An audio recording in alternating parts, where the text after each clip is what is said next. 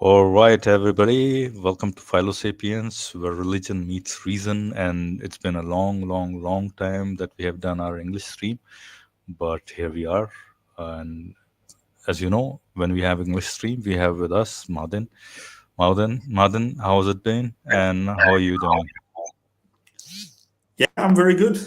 I'm very good.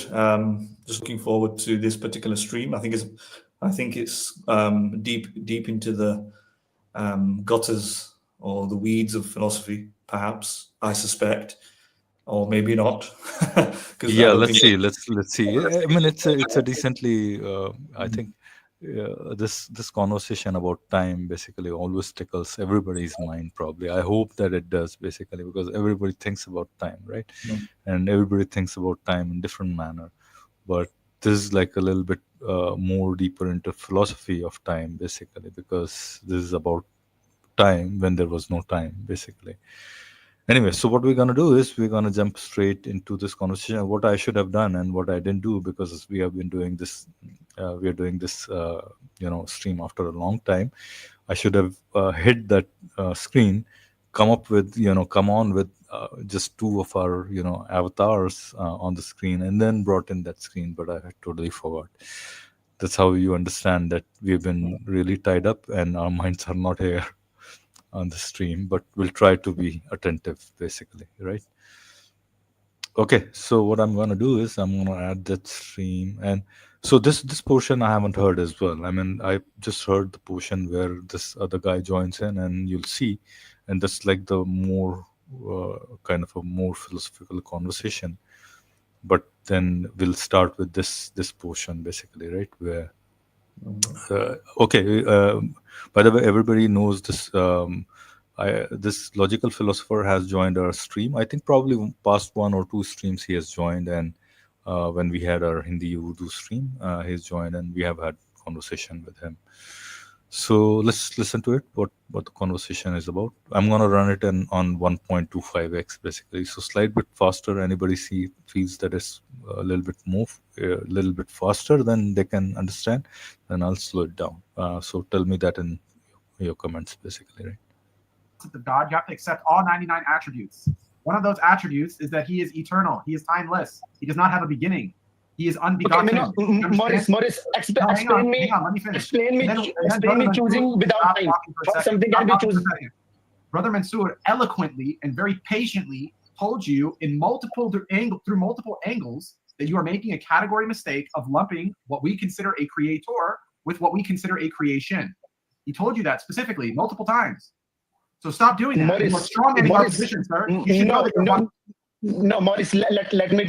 Do you believe logic is true everywhere? What is that supposed to mean? What is everywhere, dude? Let's really bust you up now. What's everywhere? What's everywhere? Independent of everything. Is logic true everywhere? What is everywhere, sir?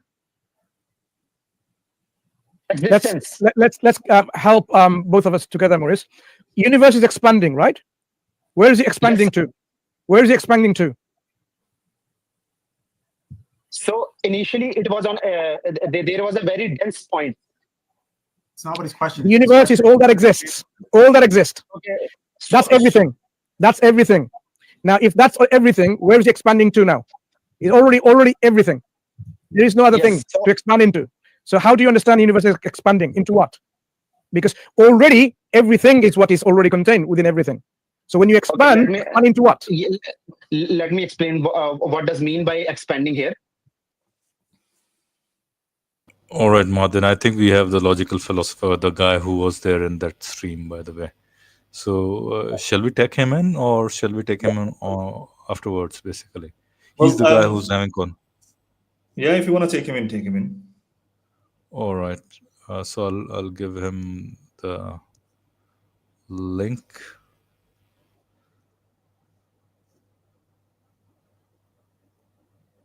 All right, this is only for logical philosopher because he's the one who's having this conversation. So I don't know if you have joined in. All right, logical, you're in. All right, logical. Welcome to the stream. That's what I was telling Madin that you have come on our stream, past two streams, I think, straight, and I saw this conversation. I thought that this was an interesting conversation for us to take up, and then see the whole, poke the holes in their arguments. And Muda says, "Hey guys, hey Muda." Hello. Yeah, sure. Am I audible? You are audible, but your mic is a little bit funky, I guess. Say something, and then we'll be able to tell whether it's. No. Is it now? No, it's playing guitar. You might want to fix your internet connection. Anyway, so we're gonna move until you fix your mic. So let's take, there is a balloon, and you add two dots on top of that. When when you fill air in that balloon, then there is a distance which going to be distance which you say, that is what expansion here is. When those dots are going away from false analogy. You've just copied it from the scientists. They got it all wrong. Let me tell you how.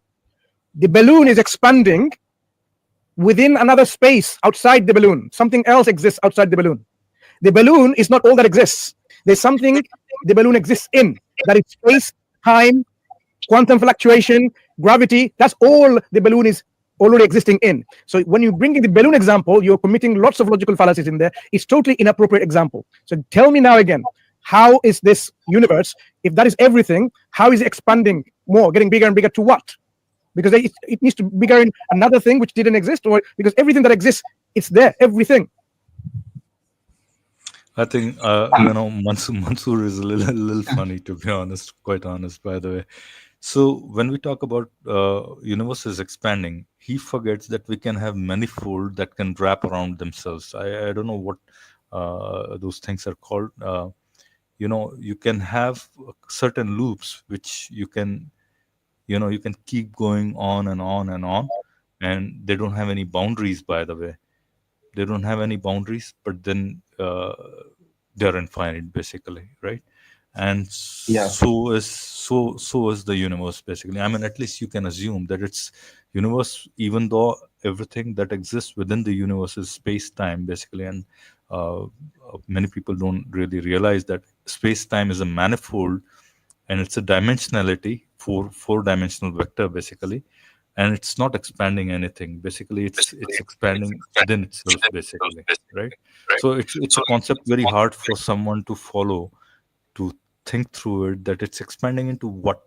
No, I can't understand that. You have to think through it in mathematical concept, basically, right? Because I mean, it's a I just can't explain it. Basically, it could be infinite, basically, and just that the matter is expanding, probably, or space, you feel like space is expanding, but it's only just the matter is expanding, basically, right? Due to just dark energy, right? That's about it. And recent information about DESI, I think it's a spectrometer, basically, right? Dark energy spectrometer. And it says that the dark matter is shrinking, basically, or it's dissipating, which means that this universe would once, now it seems it's expanding. At some stage, when the dark energy loses its repulsive gravitational force, it's gonna start to collapse within itself, right? So that's also one possibility, basically, right? But to Mansoor's point, basically, I mean, it's expanding into what? That's a wrong question, basically. Yeah. By the way, logical philosopher, how did you arrive at this conversation? Because we didn't see the beginning part. So yeah, basically, I went there to have a discussion on the existence of God.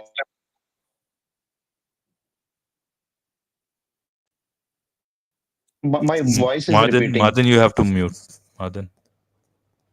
Yeah, sorry. So I went there to have a discussion on existence of God. From there on, initially I had the discussion with Morris, and Morris get angry. I don't know why, and he started saying. So so what he was trying to do, he was trying to tell me the necessary existence, that there is a necessary existence. When I start asking him about what is existence, what is his mean by existence, then he get angry, and then immediately Mansoor came, and Mansoor started saying that, oh, why you are only having the fun? Let's have a fun. Then he started asking me different types of questions. Then yeah, somehow I don't know, he asked me, what do you think this universe is expanding into? So first of all, I acknowledge that this concept in itself is a very mind boggling, and asking in what it is expanding, I think, is a kind of dishonesty, because space and time, I think, is in itself is an existence. So when we ask this type of question, what does it mean? Is ki space and time is inside something, but actually it is not inside anything. It is everything. So the only analogy which came in my mind was ki when we say the expansion, it means the distance Can I between can I the. can I pause you for a second? Logical. I think Faisal Yeah, Chad was here, and I just wanted to tell him that he can join in, and we'll have a conversation with him, because we have conversations with logical philosopher every now and then. Sorry to interrupt you, logical. Faisal Chad, you yeah, wanted to have a conversation? Please do join. Right, we'll have a conversation with you, and we'll pause logical for a moment. Right. Sorry, yeah, sure. logical. Go ahead. As soon as Faisal Chad joins us, we'll have a conversation with him. Right. Yeah, yeah, sure. Yeah, this is the only thing I wanted to say, that I just gave him an analogy which I usually came to know, that it is about the distance is increasing between the planets. So that the distance between the galaxies is the something which we know is becoming more and more. So yeah, here expansion doesn't. I don't think expansion means that size of the space is increasing. So yeah, I think this is the misconception might be Mansoor might be having. So I thought that let's not have a debate on this topic. So I immediately moved on from this. Yeah,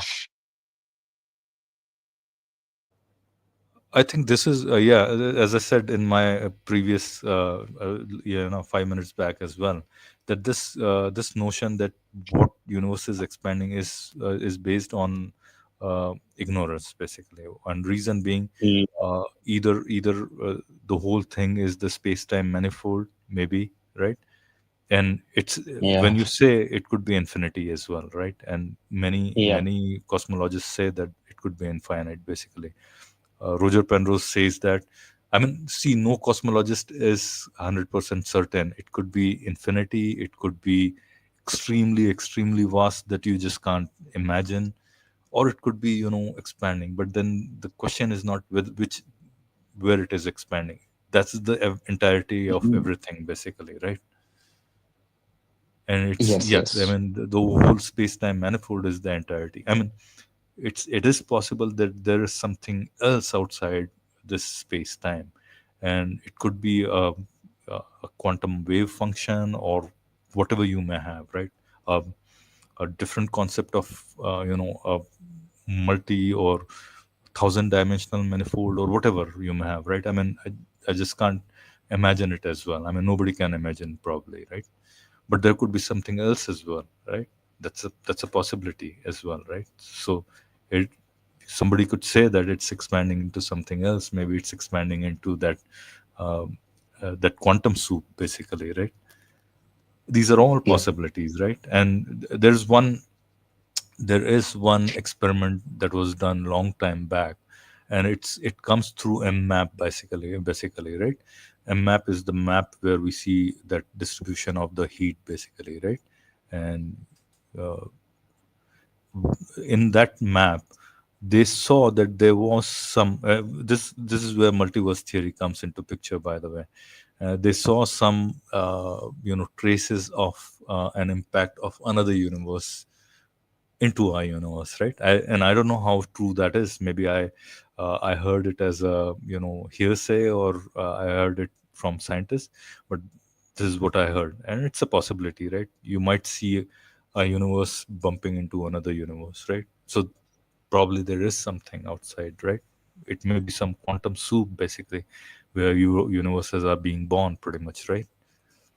So I would feign my ignorance, but then, yeah, this is still,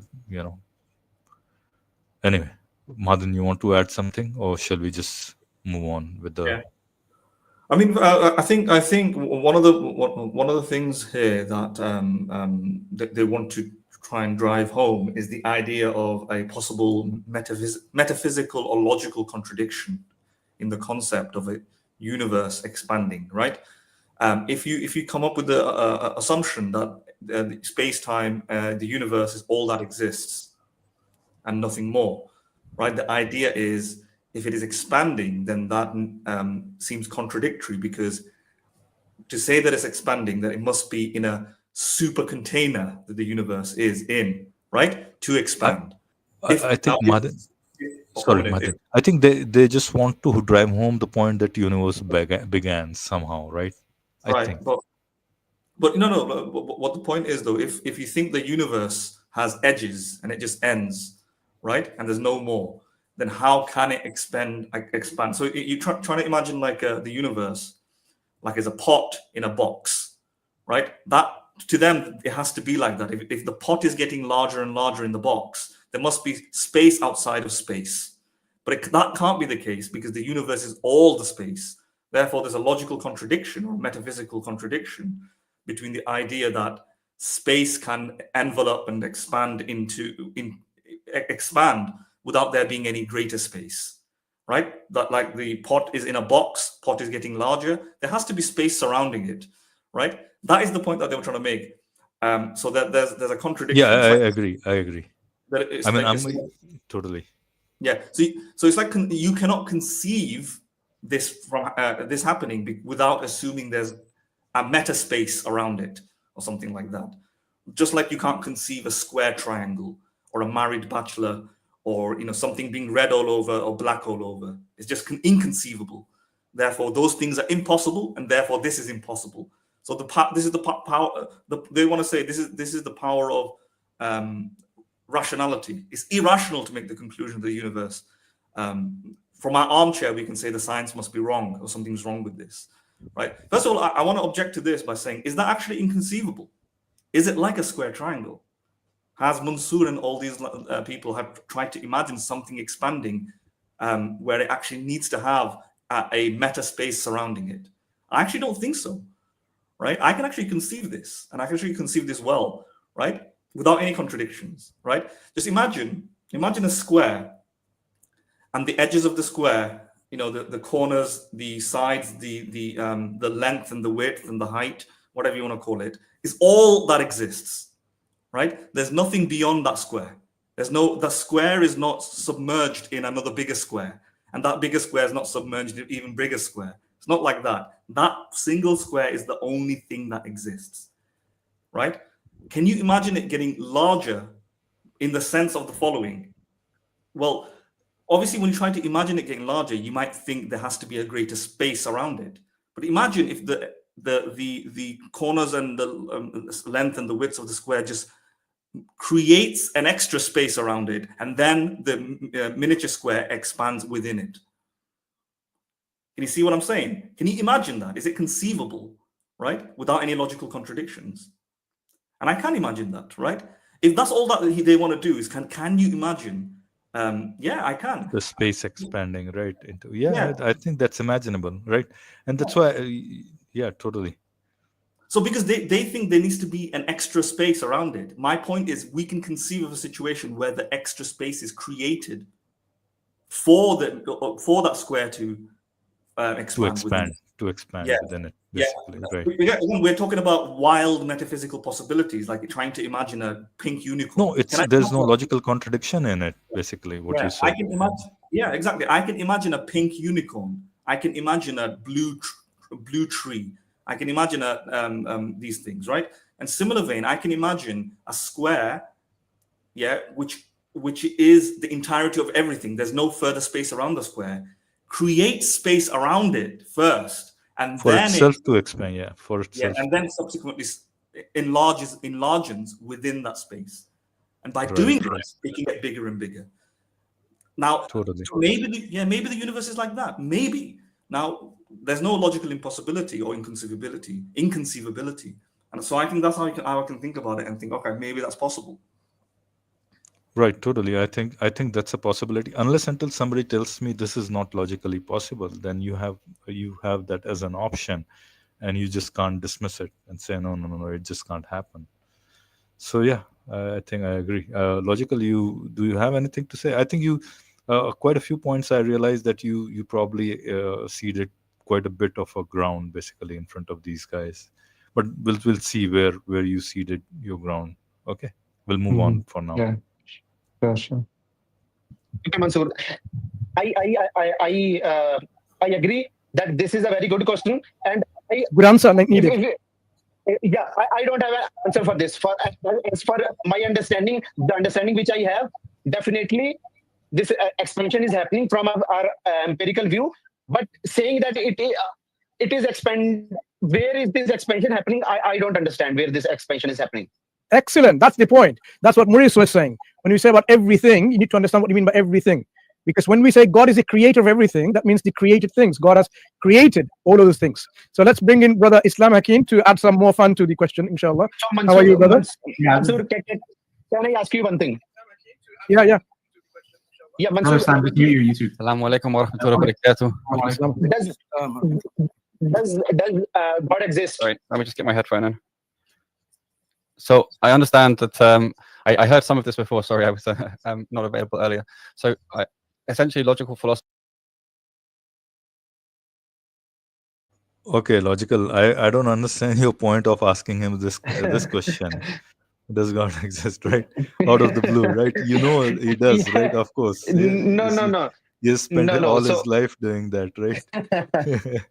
so my point, my point of saying is, so when we say something exists, so my understanding of this universe is that existence is this universe only. So when you say that God exists, it means God exists into something, right? When they are applying this analogy to me that universe is expanding and what it is expanding into. So when they say God exists, so what I was trying to ask, God exists in what? So this is what I was trying to I wanted to ask to them. Yeah. Yeah, I mean, they can see when you talk about metaphysics, it's almost everything is a possibility unless until you tell them why, a metaphysical space is impossible, right? I mean, So yeah. So right. then my And next question is or then that metaphysical God. space. When I say metaphysical space, I'm not using the right words basically because I don't have any words. Metaphysical manifestation, you can say, of reality, right? Yeah. Even So, that might not be the right word. So that's something you just can't refute. I mean, unless until you do it logically, because you'll see the problem is you're trying to combine two different things. One is the physics, and then the other one is the metaphysics, right? And you are trying to think here that the physics is what will get you rid of the metaphysics, and that's not going to happen. But no, for Philo, their claim as well, for their claim as well, they just can't prove their metaphysics because it's logically possible their metaphysics doesn't have to exist. I mean, there is no necessary existence for their metaphysical claims, even if it is logically coherent. No, Philo. Right? So my point here to show them the paradox in which we are. So this is a paradox. So when we say that God exists in some metaphysical space, it means that God is also contingent on that metaphysical space. So this is a kind of paradox for them. Even for us also, No, when they we don't say have that. to say God exists in a metaphysical space. So God is all of the, metaphysics. Basically, they can say that. I mean, they have different ways to avoid that. Basically, God doesn't exist in any space. Basically, right? God is all there in the metaphysics, pretty much, right?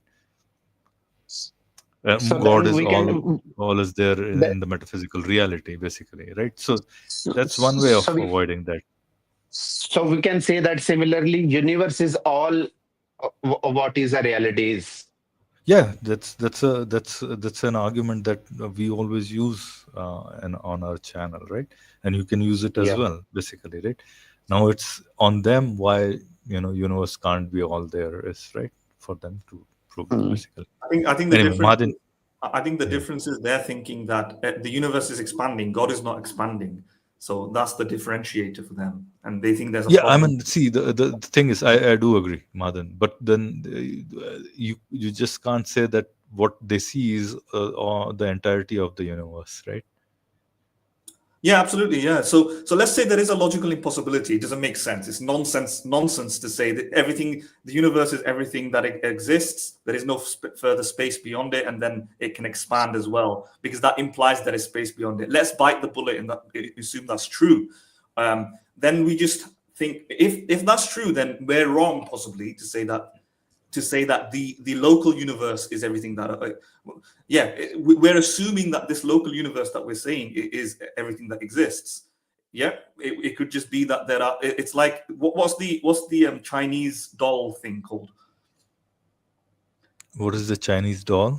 Yeah, Russian doll thing. It's a small doll inside a bigger doll, and that bigger doll is inside another bigger doll, and there's another that bigger doll is inside another bigger doll.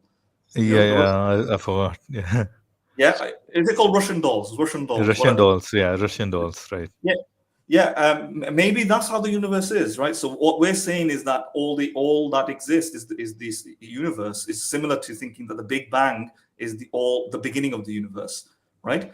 And maybe the Big Bang isn't. Let's say if they're right, then maybe the Big Bang isn't the beginning of the universe. And people do defer to a multiverse by saying that, right? And go if it is the case that the Big Bang isn't the beginning of the universe, Big Bang could just be the beginning of the local universe, which is submerged in some prior in a bigger universe, or is an antecedent effect of a previous universe, right?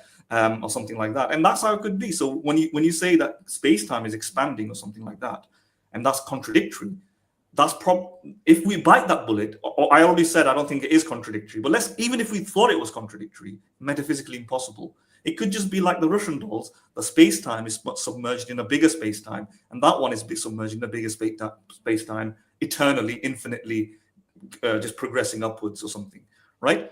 And again, that would solve the problem. And now the problem might be, can infinite things exist, or eternal things? And I don't think that's an issue either, right? so those Madan, those dolls are called matryoshka dolls. Matryoshka.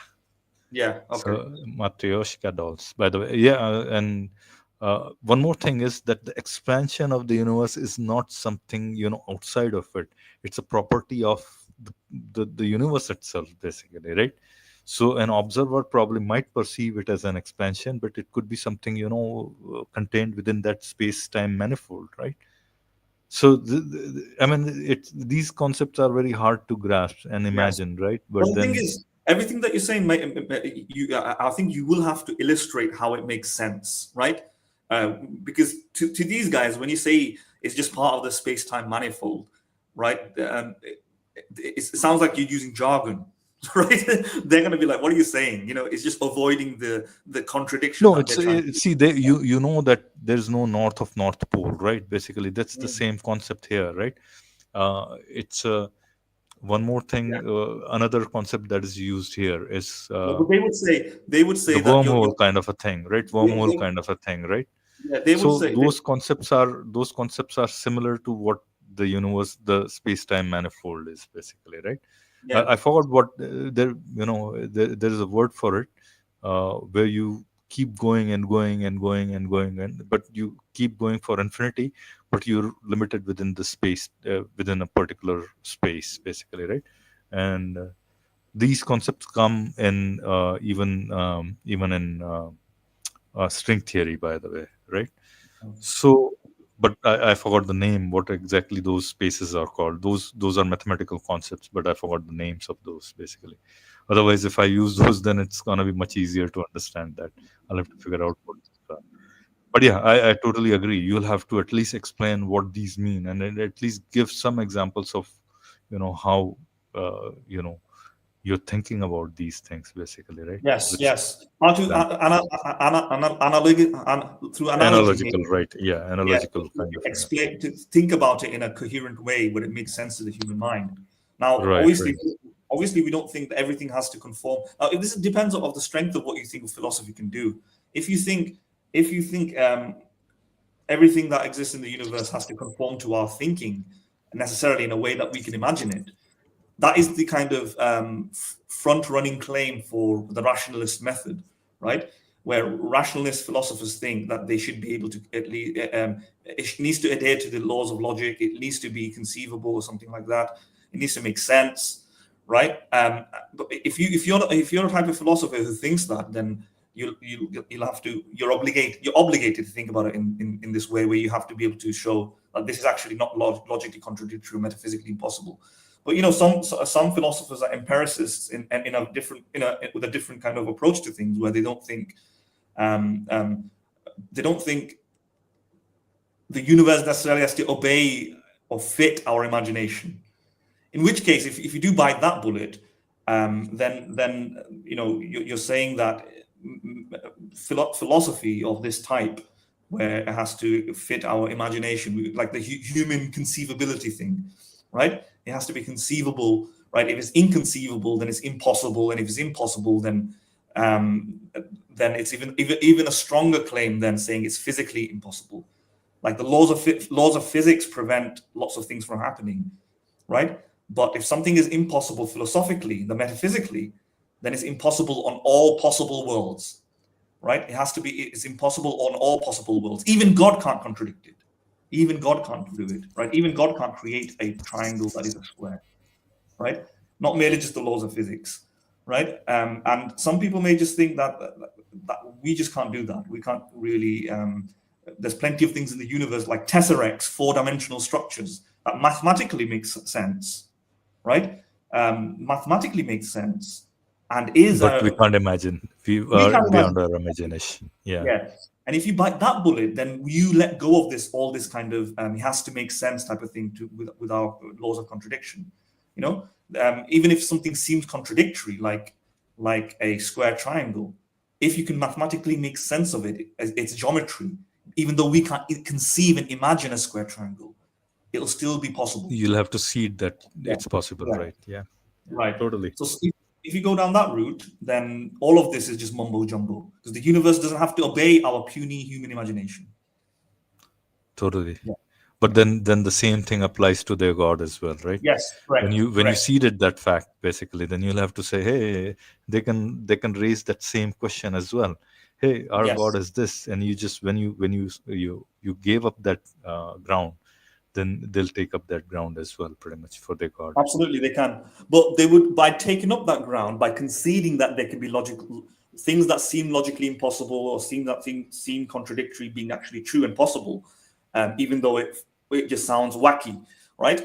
By conceding that, they've let go of all the possible arguments that they can make, because in order to arrive at God, they try to show that the naturalist. There are logical arguments, right? Yeah, logical arguments that there's impossibilities. Like you can't have an infinite regress, you can't have an eternal universe because it's contradictory. You can't have matter just existing on its own because there's some sort of contradiction, some sort of impossibility. But by biting the bullet that impossibilities can happen, then we can say, well, then why can't impossibilities like this, to our imaginations at least, the things that we can't conceive, why can't the universe just be like that as well? So they have to let go of all their starting foundational arguments that enable them to arrive at God in the first place. At God in the first place, yeah. Yeah, like the contingency argument, which tries to say that a series of contingent things is logically, metaphysically impossible, because you need a necessary thing to stop it. Nope, because we can't do philosophy anymore. We've let go of that. The universe can just be a series of contingent things. Universe can be simultaneously creating an infinite regress of things, and all these things. And then, by the way, I brought infinite regress. There's nothing illogical about infinite regress. When I said that, I didn't mean to say that infinite regress has some logical problems or contradiction. There is none, by the way. Yeah. All right. Shall we move ahead? Logical. You want to add something, since this is your conversation we are reviewing?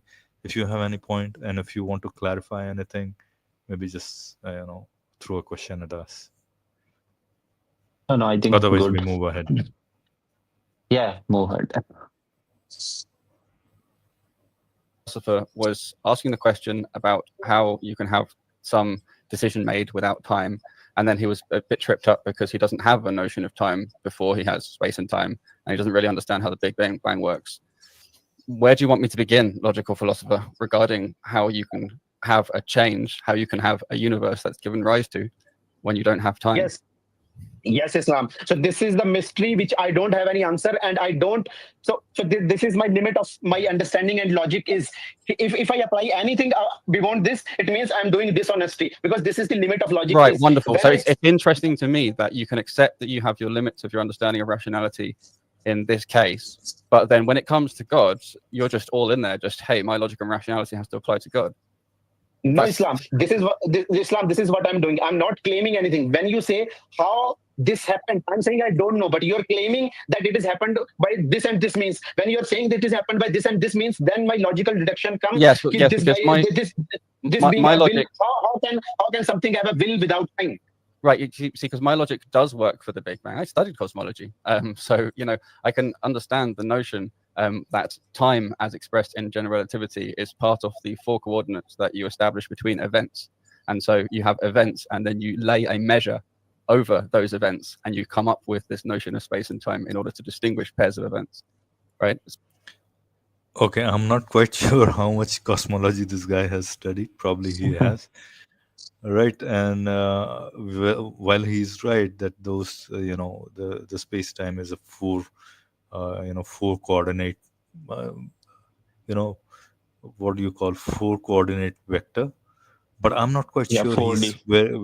It's a four coordinate basically, right? So you it's a hypercube basically, right? So it's a hypercube, but to say that you lay a measure between events, I don't think there is a lay a measure between events. I don't think. While at some point he's right that every point in that hyperspace represents an event. That's about it. But how the sequence of event is happening, I don't think anybody knows. Right? There's no. I don't think there is a theory that says that we know how the sequence of events happens within that hyperspace. So the events come first, right? Now, so let's not get into the problems with the balloon analogy, but I think Mansour was making a great point with that in terms of the balloon expands into something.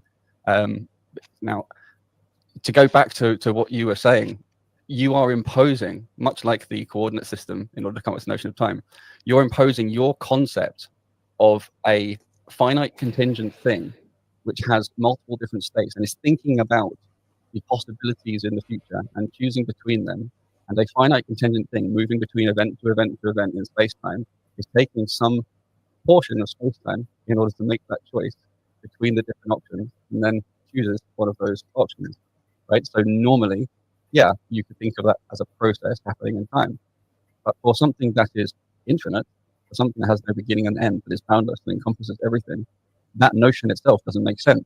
Now, does that mean it doesn't make sense for there to be any kind of choice? Or does that mean it doesn't make sense for choice to happen the way you are imagining? Islam Hakim, let's be honest.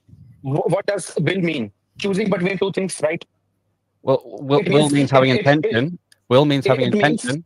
Will means having intention and the capacity to act on that intention. Yes, Hakim, you're correct. When you execute your will, it means there was a moment when you have not decided, and there is a moment when you decided. This is the change I'm talking about. That's a different definition. No, hang on. Time. Just to clarify. Hang on a minute. We just agreed on a definition, and then you just jumped to a whole new. Yeah, I don't think will means intention and the ability to act upon that intention as well. I don't think the second part is not even necessary for will, right? Will, you can have a will with having no capacity to act upon it. Yeah, that is correct. I totally agree with that. Yes, totally. You can have a will, but you don't need to act upon it. An intent is usually more of a driving force towards an act, basically. Yeah. So even Mahadin, so when we say will, it means that there was a point, there was a state which is undecided. Now there is a state which is decided, and then comes execution. Okay, so you can't have a will if you don't have any choice.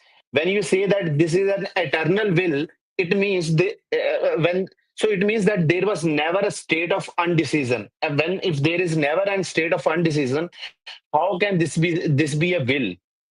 So yeah.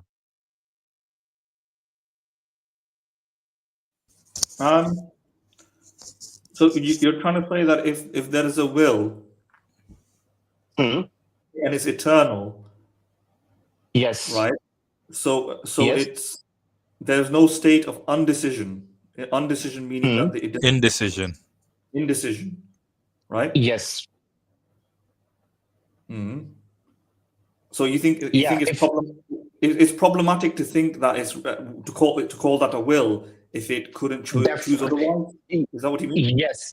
Yes, definitely. Because if there was never a state when there was indecision, then you're not. This is not a will. This is some static. I would say Yeah. a program or a mechanism or a law. This is not a will. This is not how will works. Will is something you have two choices. You are undecided, and then you're choosing. If you are saying that it is eternally chosen, it means that there is no state of indecision. It was always decided. Then how this is not a will? This is this whatever else it is, but it is not a will. No, but will doesn't have to have, two choices. Will can have multiple choices. It doesn't have to have two choices. The only thing is it has to pick from a set of choices, basically. Then that's the right definition of it. Yeah. And So somebody doesn't. Yeah. I'm just saying. I think maybe we're confusing. Maybe we're confusing freedom with will. Could that be the thing? I don't think will requires freedom. A will is just an intention. I do think that a will is like I want chocolate, or it doesn't mean No, but I want see, over something else. the degree of between will and intent, there is a intent is a little bit more forceful, basically, right? So it's an intermediary between will and the happening of an action is the intent, basically, right? Intent is more driven, basically.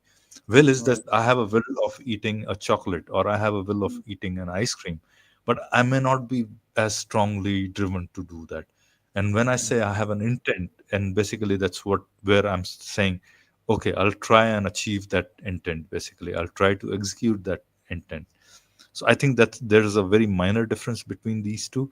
Uh, but yeah, Maybe that, this is just semantics, but the intention will stuff. Maybe it's different terminologies describe very similar things or something like that. But a will. I'm not. When you have a will, you have a motivation or a desire or an attitude, right? Towards something, right? Now, does it have to be free to choose otherwise? And some people, even, let me give you an example, even like Sam Harris, who thinks we live in a determined universe, you don't really have a real choice to choose anything else because he doesn't believe in free will, but he still believes in will, right? And he goes at painstaking detail to describe the fact that we don't have free will, but we do have a will, right? Now, so he is making a distinction between a freedom to choose and will, right?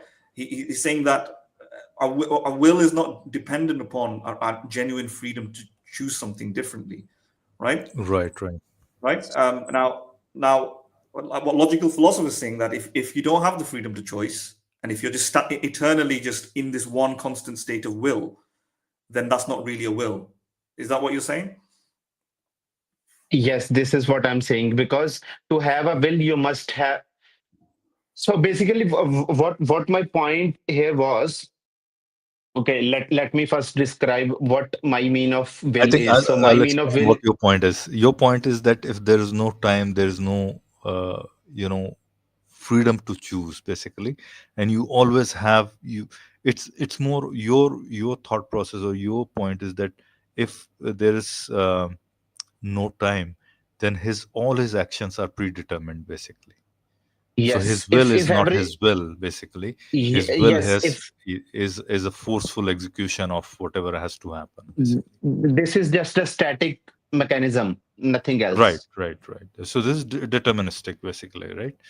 Yes, if this Yeah, is he a has to static do that. mechanism, If then there if is God, in God terms of doesn't. God, yeah, in terms of God, if God has to Yeah. create universe, then he will create universe, basically. But would you agree that in this static mechanism, like let's say God has a desire to create a universe, that desire for creating a universe can exist metaphysically. It's just static, and he had no choice over it. No, so but then what is the meaning of desire? It's just We a can say desire. that this is a desire. How can we say Yeah, I that mean, this is a desire? it doesn't match to your normal day-to-day definition, but that yeah, I mean, When you can question that, because when you talk about a desire, you think of it in terms of space-time, or you had a desire in this time or at this place, basically. But so Philo, when let's suppose I have written a code in some language. So this code will do whatever I have written in that. So do that code have any desire or will? again, depends what you say. I mean, it doesn't, basically, it doesn't. So this is what my what my argument is. So desire. Can I just clarify? Because a will or desire here, it requires consciousness. The code won't have a Yes. consciousness. Yeah. Yes. Yeah. So with a code just executing one thing is an inanimate sort of action, or whatever you want to call it, inanimate sequence of events, electrical impulses, Yes. or whatever. Whereas when we say, even if it's a static desire, right? What we're assuming there's a consciousness involved, right? Now you may say what's more plausible to me is that you may say that it's hard to imagine a real consciousness without time. Maybe that's the thing that you really want to say. However, I don't think there's an issue with a desire just existing, because you're assuming that a conscious desire, has to have the ability to be different, to be a desire. And I don't think so. I just think a desire can just be a desire. I don't think there's anything logically impossible to have a desire, let's say, for ice cream, and have no desire for anything else, and have no ability to choose anything else. But there's just a consciousness there, where there's something eternally wanting ice cream. I think that's logically possible. But it might strain the concept of a consciousness, because consciousness has to have a flow, maybe, right? And if there's no time moving, then what is this happening, right? Of what is this desire really of chocolate really about, right? Without any time flow. Yeah, Mahaden, you can say that, but if from strictly logical point of view, I'm saying desire in itself. So yeah, if static desire you say, then actually the whole essence of desire goes away, and it doesn't, and then it doesn't mean desire. You can say just so law don't have any desire when we say laws of physics, right? So then this is what it becomes. This is not a desire anymore. Then this is just a mechanism. Yeah, but the crucial difference would be that it's a different ontological category. Like if you're thinking, not ontological category. Consciousness is not inanimate. Yeah, mechanism. it's not in the same category as well. I mean, I would say it's not the same category. You talking about a consciousness versus a non-consciousness, basically, right? So, I mean, that's Philo, when we say, definitionally different. That's definitionally different, basically. Yeah, but my whole point is, how can you have okay, I think okay, it's a conscious being. There must be some time, some process going on, okay, or for a will to act on it. So there is a state when I have not acted, and there is a state when I No, have this is, acted. you're considering the normal physics, basically. You're trying to interject your physics into metaphysics. right? Your understanding of physical world, you are trying to push it over to the metaphysical world, which doesn't say that it has to abide by the rules of the physical world. So you're saying there is no sequence there? No, I I think mean, at least it's logically possible. no, well, I'm not understanding how it is logically possible. yeah, I'm not able to understand. Yeah, logical philosophy. If you say that the will has, if you're saying the will has to make a action to manifest a desire, then I absolutely agree that there has to be a time flow, and that's possibly logically impossible. So if God, let's think about it in terms of the universe. God has to make an intention to create the universe, right? At some point, the universe didn't exist, and then the universe came into existence. That is that's a fundamental part of, let's say, most theistic philosophers. The universe had a beginning, right? So the universe at some point didn't exist and then came into existence, right? So if God is this static thing that has an eternal will, either the universe always existed with his will, or that's the God can't be static. He has to go from, he has a desire to create the universe and then manifest the desire to create manifest that. Yeah, correct. And I agree with that part. I agree with that part. That's logical. Yeah, I agree with that part as well. Yeah. I mean, I agree to that point that God, if God is eternal and it's in a metaphysical reality where there's no time, I mean, I think eternality implies that there's no time, basically, right? Maybe it's both ways, basically. With time, he can be eternal as well. But let's suppose there is no time, then his creation has to be eternal as well, pretty much, right? At that point, universe will be eternal, basically, right? Keep in mind in the theological worldview that the time came into existence at some point, right? Right. So, yeah. And God is not time bound. He created time. So, but for God to be able to create time, he has to go from one state to another state, and that implies time. So there's a contradiction there, and that's what I think. If logical philosophers talking about that, then yeah, I agree. That's mind-boggling, right? And what they said, by the way, that so you know, at the beginning they said, oh, so logical philosopher, you're saying, you're giving all these exceptions to the universe. I can't imagine it goes beyond the limits of my imagination. But you're not giving the same privilege to God, right? Right. So they're trying to say that you're being hypocritical, right? That no, Mahadan. Yeah. Okay, what I mean is, when I apply logic, there is a limit of a logic. So what I mean is, so this comes similarly about when we talk about an infinite regress. There also, if we see that there is a point when definitely we can say that we can't comprehend this thing when we talk about infinite regress, and when we say about some finite universe which have a beginning, time have a beginning, and we also talk about before part of that is also illogical or logical incoherent, or we can say that we have a logic's limit. So when I say that, that means ki talking with logic about beyond space and time is, with logic you cannot talk beyond time at my time and space. This is what I mean by that. Yes, but the thing is, the problem is before at some point you said here that shouldn't logic apply everywhere? Remember? Yes. So this is what, when I'm applying logic on before, there it is failing. So I'm not saying that don't apply your logic. So when I apply logic, my logic is failing, means it is showing limitation. So this is what I mean. I'm not saying don't apply logic. I'm saying apply logic. But when you apply logic, we are never be able to come to any conclusion if we are applying the logic, because it have limitations.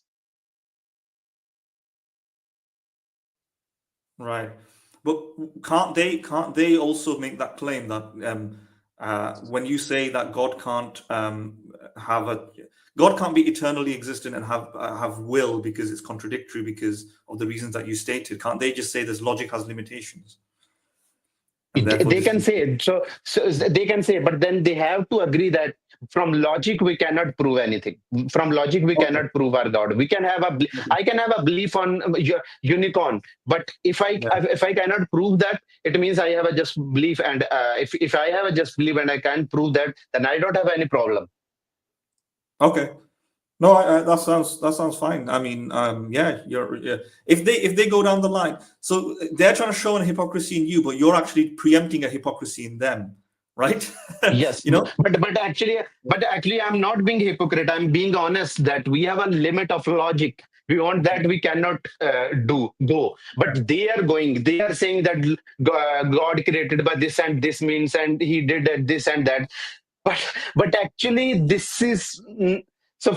For me, for being a student of logic, I think this is nothing but just a mental masturbation they are doing. Yeah. This is actually they are playing with the logic, but actually they never be able to prove. Yeah. Can I strengthen your point in a way that sounds a bit more easy to understand? Philosophically savvy. Yeah. Not even just rhetorically, like persuasively. Rhetorically, okay. Yeah. What I would say, start from I would do this with yourself, because they are confused as to what you mean here, because they think you're being hypocritical. Forcing God to sound logical, but then when it comes to the universe, you're saying it doesn't have to conform to logic. Maybe it's just something that works. It doesn't, it doesn't have to abide by the rules of logic. But then when you think about God, you're saying it has to abide by the rules of logic. They think that's what you're doing. In order to avoid that confusion, you should do the following, right? You should say you should say that neither the universe or any sort of philosophical meanderings of our mind necessarily is an accurate way of understanding reality. Neither. But if you're going to be using logic, and you say this to the theist, because the theist is using the rationalist method, a priori thinking from your armchair, thinking about what's conceivable, what's not conceivable, infinite regresses to arrive at a God. If you're going to stick to the rules of logic, then apply it consistently to your God, right? That's what you should be saying. Apply it consistently to your God, and then right from the get-go, say that I am not religiously committed to thinking the laws of logic has to apply. Yeah, because I think the universe can be weird and strange, right? But if you're going to go down that route, then God has to make sense. That way you've avoided all this, because then they think you're being hypocritical by having double standards, but you don't, because you're rejecting the idea that logic necessarily translates to has to map the reality of how we understand the world, etc. No, the universe can contradict or sound like it's contradicting, but still be real, right? Because our minds are limited. Start with that, and then make them try to make sense of it. It's to force them to be consistent, and if they can't be consistent, then you've shown their hypocrisy, right? Yeah. You know what they'll say after this? Hey, if you think that world is contradictory, then you probably are contradicting yourself as well as of now. You're not realizing that you're contradicting yourself. Your reasoning is bad. Mahadeem, so my point here is not about the contradiction. My point here is showing the limitation of logic. I'm ready to apply, but it shows that with logic you cannot reach a conclusion about these kind of mysteries or paradox. So actually. Okay. No. Yeah. I mean, by contradiction, I just mean inconceivabilities or problems of. Like the idea, what you think of a God creating something requires a time flow, right? But at the same time, there is no time. That's a contradiction. That's why it's so mind-boggling, right? Right. So that's what I mean by contradiction. And so we're saying the same things in different ways. A limit of logic, because if we follow logic, that's a contradiction, right? Yeah. And if we follow logic, then the idea of a space-time expanding seems like a contradiction. But we can bite the bullet for both and say logic doesn't necessarily translate to reality or something like that. But what Philo said here, if you let go of logic, then you're saying everything can go. But the point is they're doing the same thing. What you're trying to say is you're more humble about about the reality, right? They're in the same boat as well, because they're letting go of logic as well when they start thinking about a timeless God creating something in a time-like sequence. Yeah. Right? Yeah. So they're doing the same. My whole point is about the claim and the proof. So my whole point is you never be able to prove with logic that God exists. You can believe whatever you can do, but you will never be able to prove it with logic. Yeah. I think you're using too strong a language for this, right? You will never be able. I don't think you should use that kind of language in front of theists, basically, right? They'll just no, but you. No. So this is a yeah. I am saying this on the basis of the attributes they assign to God. The day they will remove those attributes, I can change my position. But till the point they have these attributes, Yeah, 2 plus you 2 have to then can specify which God you are talking about, basically, right? Or their God, yeah. probably. That's in that case that you are fine, probably. Yeah, Philo. All right, let's move on.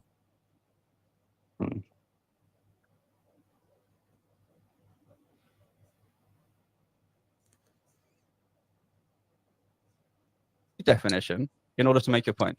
We agreed on the definition that will is intention and the capacity to act on that intention.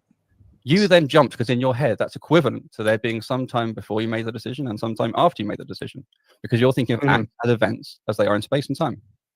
Yes. Right. So if we go back to the definition we agreed, right, which is the will and the capacity to act on that will, then this change, the change that happened, is in creation. It is in the thing that happened. That is where the change occurs. The change does not occur in the non-contingent being. The change occurs in the contingent entity. That's what did not happen. Now this is word trickery, basically, right? What he did here. Yeah. The change is in the creation, not in the creator, right? I think this is like anybody who doesn't have a comprehension problem got that point there, that he's just playing trickery with the words, right? Yes. Yeah, It did not exist and then came into existence. That's where there's a change of state. Just pause it. How could creation change if there wasn't a creation? What is he talking about? That's what I said. Anybody who would have seen what he's trying to do. There's no creation right now. There is no universe. Creation. And then there's a universe. So the change in creation is basically creation didn't exist and then creation existed. Basically, that's what he's saying, right? No, he's not even saying that. He's saying that the way he's using it is making it out like the creation the universe always existed and then the universe changed. All right? But I mean, I'll steel man his position basically and say that he's saying that creation didn't exist. From not existing to existing is a change, basically, right? Yeah. But then the point is not that, basically. Point is that first moment of not existing, right? And that transition, that domino that falls from that first domino that falls from that not existing to existing, right? That's the change. That's the change we are talking about, not the change within the creation, basically, right? The change in the will of that creator, basically, right? That's what we are talking about. And this is a temporal effect. Yes. How can their eternal being, eternal cause can do a temporal effect? This is something. Yeah. Exactly. No, you're right, because he's just masking the issue in not realizing that time and temporality in their belief didn't exist. So you're going from a state of A, no time, to a state of B, time. But to presuppose a state of A, no time, and a state of B, that presupposes there was time, and that's the issue, right? Yes. Yeah, that's the issue. Everything that he's talking about, change has happened. How does that interact with that problem? It doesn't. It doesn't interact with that problem. He needs to clarify how he explains the fact that when God is making a decision, there is no time flow from the decision to the act to the creation. right? But he's talking about, instead he's talking about the creation changes, but the creation wasn't there to change. The creation comes into existence. And that's a change without time. That's the problem. That's a change, but change can't happen without the time. Right? So So Mahadev, my whole point is this. When they say na God have a will and then he created, so this whole contention of being him timeless, that goes away. So there is no problem of, okay, I can grant that thing that you can have a will or something eternal, whatever, but you're creating, you're doing a temporal effect. How can that be happen without time? So they smuggle after that. Once we grant them something, they will smuggle their next thing. Yeah. No, I think what they'll do is, and this is my hypothesis, this is a speculation. What they'll do is, they'll say in God's, between God's decision and his action, there is no time. I mean, there's no gap, basically, right? So, and to put it more clearly, maybe confuse you a little bit more, they'll say that between God's will and his action, there is zero time, or it's there's no time at all, basically, right? But then it means it means that universe is eternal. Yes. We agreed to that. That's a flaw. That's a problem they'll have to handle, basically, right? So Philo, if they agree that there is, so if we go by this means, then it means that there was never a state when universe was not created. So if there was never a state when universe was not created, then universe is not. There was never a state when the universe didn't exist, basically, and I agree. This is a problem they're going to fall into. Yes, then it means and then that universe is not contingent.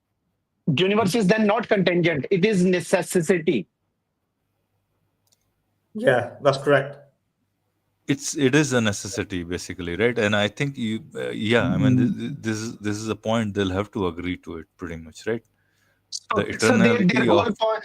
So if they agree on this, then why we need a God?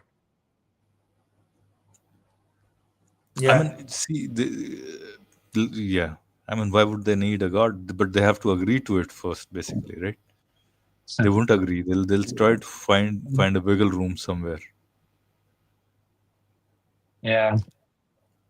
Okay, let's listen to it. Let's see what he's saying.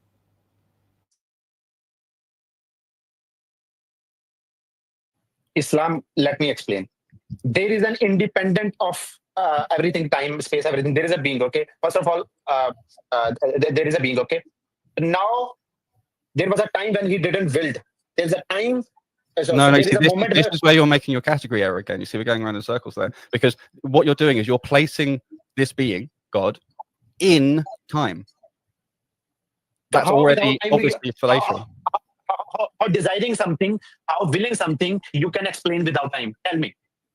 Well, yeah, I was just doing that. Okay. So willing something means you decide about something of doing. Okay. This particular thing requires time. Oh, this doesn't require time. It doesn't require time. You're imposing a requirement of time on there, which means. Sorry, if you can just stop jumping in. You asked me to explain it to you, but you're just jumping over me when I'm trying to explain it to you. You could throw out the entire argument you're making if you like, because all you're doing is saying that this being exists within time, point to point in time. Yeah, everything else is abstraction at that point, because that's already the mistake. You see, if you take away the notion that this being is existing. Logical philosopher, you need to be quiet, listen to him so you can understand.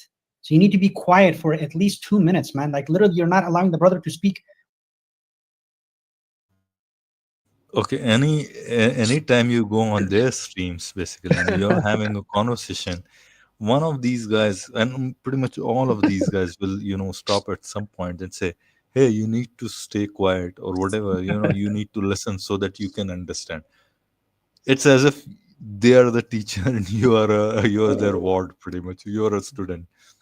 and it never happens that you have an upper hand basically, or your argument is better than theirs basically. It's never gonna happen because they're not gonna admit, even if it yours is basically, right? So that's Yeah, and something that I wanted to highlight.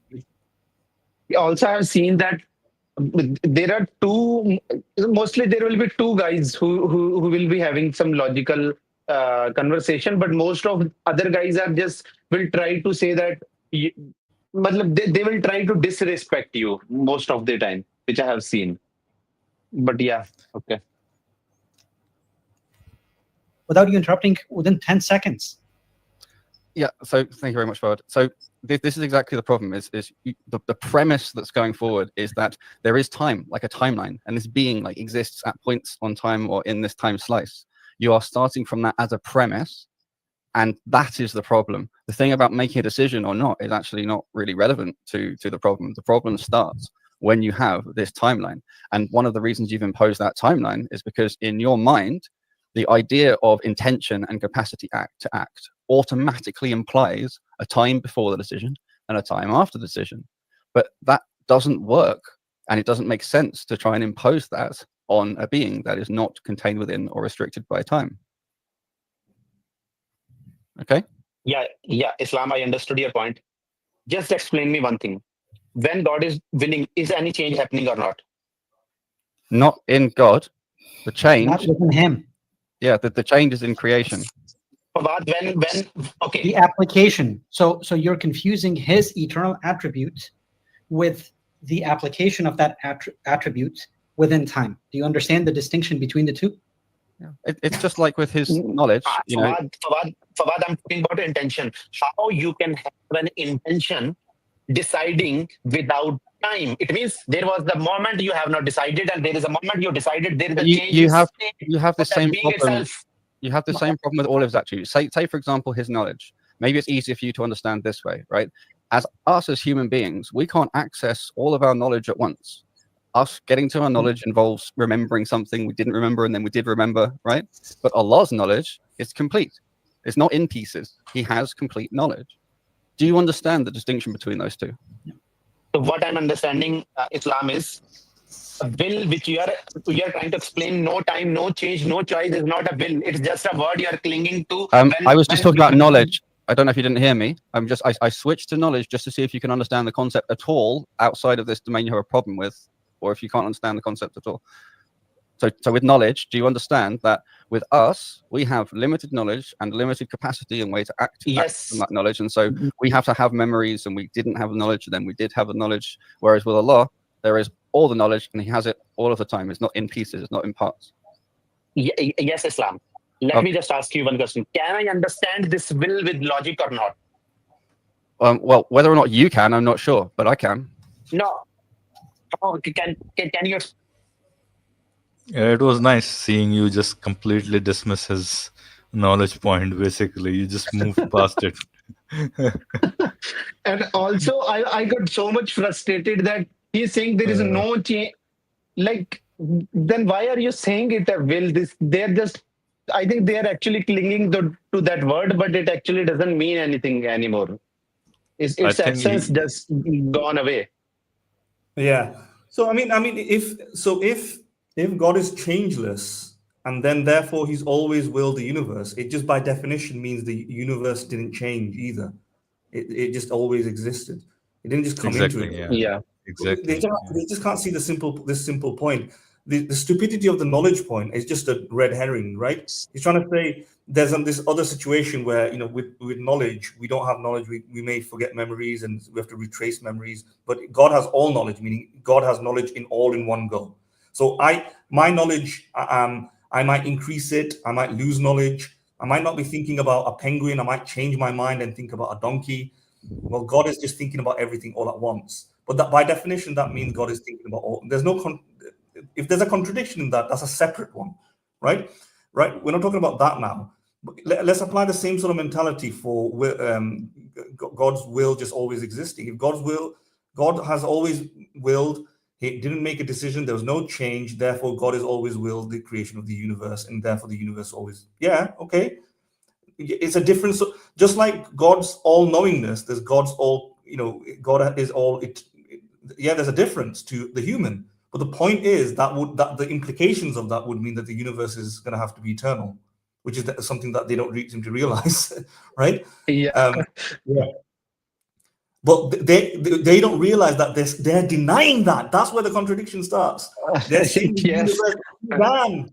If the universe Yes. began, yeah, that's where the problem starts. So this is what.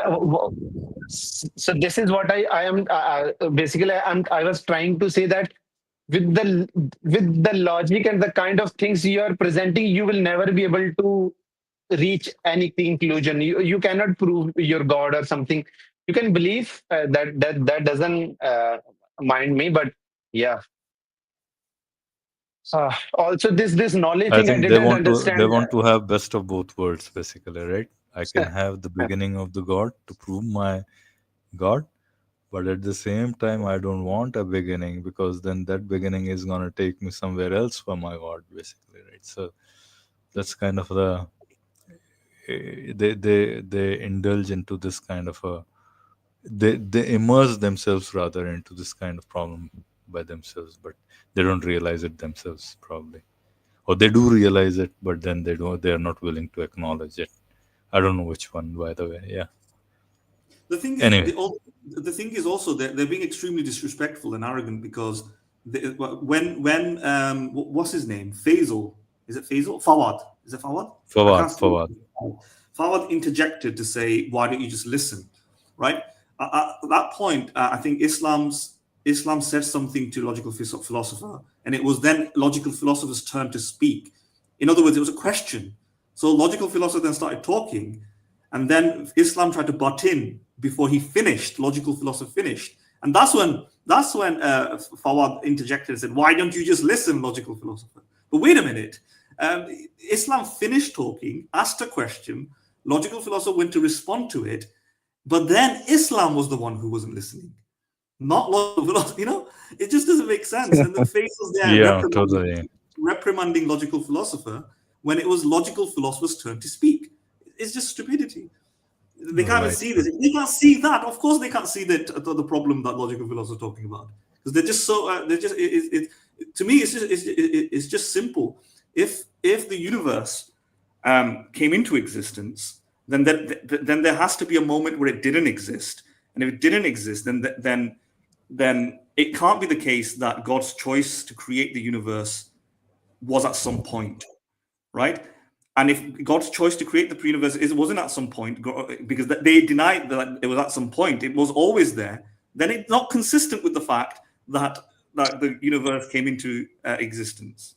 You can't have you can't have the universe coming into existence at the same time God not creating the universe at some point. Those two are fundamentally contradictory. Yeah. Right, but they'll somehow they'll smuggle simultaneity of causation, basically, at some point. But not with logic. They can do it with special pleading, with or the Kalam whatever. kind of arguments, they can do it, right? Yes. No, not even with Kalam. Kalam is the worst argument. Contingency is still a bit better, but Kalam. No. I'm saying the universe began to exist is that Kalam's argument, because it's a posteriori argument. It's not a contingency kind of an argument. Even I think I'm not quite sure. Madan, is contingency? Can you call contingency a priori argument or not? Yes, absolutely. You can, right? You can call it a priori, right? Contingency argument is literally makes very little reference to science. It doesn't need science. Yeah. I mean, the purest is ontological for sure. Yes. The purest is ontological, but I think contingency is also a priori argument. But Kalam is not. That's why I'm saying in Kalam you can always smuggle that simultaneous causation kind of things, basically, right? But not in contingency. Anyway, moving on. Explain with the logic how this will is working, because what you are trying to say, what I understood is, because we have a knowledge gap and we won't be able to understand the will how it works for the God. But this is what nobody said because knowledge gap or anything like that. No, the only problem here is you taking a subset of the concept of will, taking will or intention and capacity to act in the normal everyday experience and imposing it on something which is not part of normal everyday experience. No, Okay. this is not That's imposing what you're Islam. saying. This is what this is not imposing. We have an understanding of will. Okay, so Yeah, pause it for a minute. Look at what they're saying. So we've already clarified the point multiple times, all of us. So we don't need to mention again how it's contradictory to have God creating something without time or whatever. Yeah, and we don't need to talk about that many times. We can talk about it again, but I'm just saying.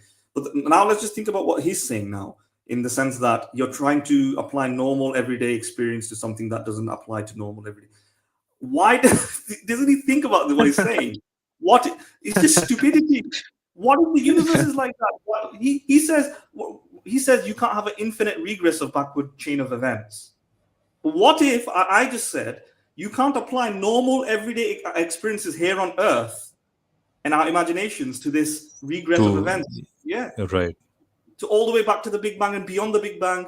That's not normal. That's a different world, a different kind of, If you're willing to, that's why. Yes, if you're willing to say this, that is a special form of special pleading, because anybody can say that at any point.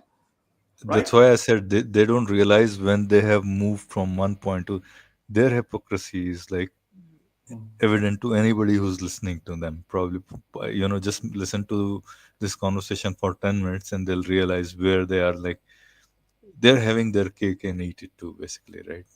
It's just they just want to have their cake and eat it too. That's what it is, basically, right? All right, moving on. Any other points you want to add, logical, or shall we move on? We agreed that what will is, and then we are applying logic on top of that. When we apply, right, well, walk me through very closely, okay? Because I tried to apply logic based on the definition we agreed, which is a normal standard analytical philosophy definition, but you refused, fully refused to work from that definition. So why don't we try actually working with that definition, right? Will involves intention and capacity to act on that intention, right? Now, he has the intention to create and the capacity to act on that create. Fine. Yes. No problem at this point. He's an eternal being. That's fine. The creation itself is the thing where the state change happens. The change of state from non-being into being occurs in the creation. The intention to act and the capacity the capacity to act works in Allah. Without contradiction, without problem, just using straightforward reasoning, using the definition of will. Okay, let me explain. Okay, there is a state S1. Rather than just trying to explain, because I think we have pointed this flaw again and again. I think where does this conversation end? Maybe. I think if you go 5 or some minute, so actually there is no conversation happened after that. Everybody was just then trying to say that then Faisal came to Islam. Faisal came for what he told me. He pray to Allah that He will guides you to understand this, and then you will come again. Then we will have a discussion. Okay. See, there is always this kind of a suggestion from somebody or the other from them, that if you and they always add one thing. You have to be sincere, basically, right? Unless until you are sincere, God won't accept your prayers, basically, right? And there lies the problem. I mean, they'll just want to cover all their bases, basically, right? Let's suppose you a logical philosopher. Let's suppose you really heard them, prayed, and you finally converted. Now they'll say, hey, didn't we say that these prayers work because you were sincere, and that's why? And if somebody, and same logical philosopher, basically, if you go and you sincerely pray, right, in your at least mind, but you just can't get rid of these logical problems, and then you don't convert, then they're gonna come and say, hey, then you weren't serious at all. You weren't sincere at all, right? And that's why, Yeah. So they have covered all their bases, basically, right? So nobody can. It's just that they have built this defense system which you just can't penetrate, basically, right? They have all their bases covered, in short. Anyway, so Yeah. I think, is there anything else to review in this conversation, or it's just like No, going in circles around the same? mm, I think this is there is nothing productive now left in this. The only thing is productive left is to pray to Allah. Apart from that, yeah. Okay. Yeah. What do you say, Madan? Shall we shut down the stream? Maybe. Or I'm just maybe thinking, we can ask any caller to join in.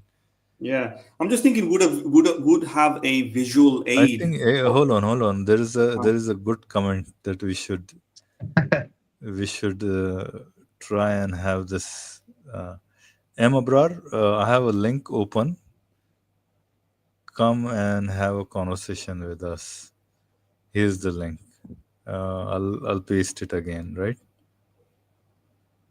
I'll paste it again. Abrar.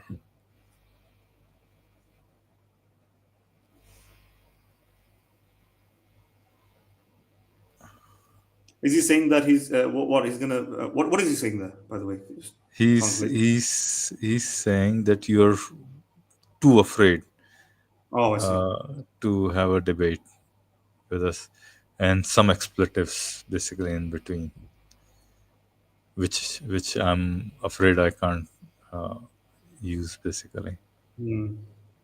So Abrar, हम डर गए हैं. We are so afraid of you. I'm literally shivering at this point. कांप रहा हूँ मैं, मेरी रूह तक कांप गई है. Okay. All right. I know he's not gonna come. ये जो है ना वो गरजने वाले बादल हैं, right? Yeah. Kelly didn't came today. Kelly is busy, so he hasn't come. But he said he'll come join late, but I don't think he will because he was busy with some stuff. So okay, I guess to carry on this conversation now, this stream. Madan, what?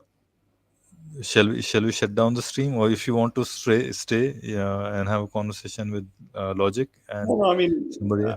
Not necessarily. No, I was going to say though, I think a visual presentation of this kind of atemporal, temporal nature, that trying to visualize it is the best way to do it, because what they're saying doesn't make sense. The change happens on the creation, and the change.